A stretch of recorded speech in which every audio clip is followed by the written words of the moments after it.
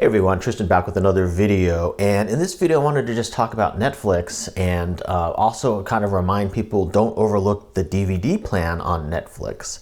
I know a lot of people have probably gone to streaming only and may have canceled the DVD part, but the DVD part still has so much more content, so many more movies and titles available than streaming. And for someone like me who likes independent films, a lot of old classic films and art films, a lot of the movies are not on streaming at all.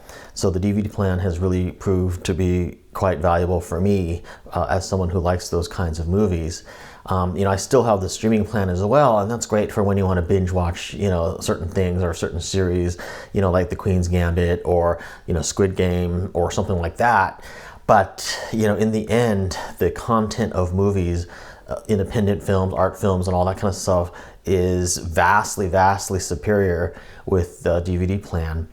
Case in point, I was recently watching Terrence Malick's film from the 90s, The Thin Red Line, which is a pretty good film, and I wanted to see more of Terrence Malick's movies, and I couldn't find any other movie other than one other movie of his called Days of Heaven on any streaming services at all. I checked Netflix, Amazon Prime Video, Hulu, HBO Max, and I think one other as well, and couldn't find any of his other movies. Yet he has something like 10 movies or something like that or more. On the Netflix DVD plan, all of his movies are available. So, I'm able to get them through the mail that way. So that's just one example, but there are many, many more examples as well.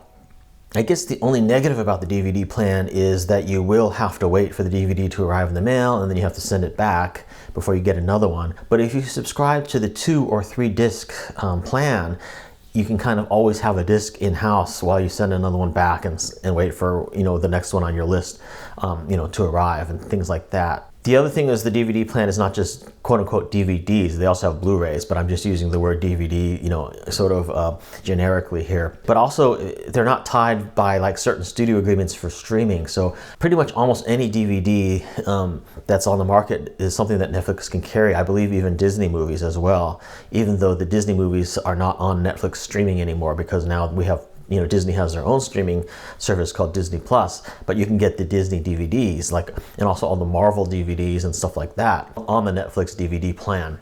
So for instance, if you want to watch a lot of Marvel movies or Disney movies, you don't necessarily have to subscribe to the Disney Plus streaming service for that. You can just use your Netflix DVD plan and get them on DVD if they are out and released on DVD. Now, of course, the DVD plan doesn't work for brand new releases because we do have to wait for the studios to release them on DVD, but I'm finding that's not really too big of an issue, or just looking on streaming for that as well. I am definitely still keeping my streaming plans, but using the Netflix DVD plan in conjunction with that really affords me a lot more viewing choices for the type of content, that I like to watch.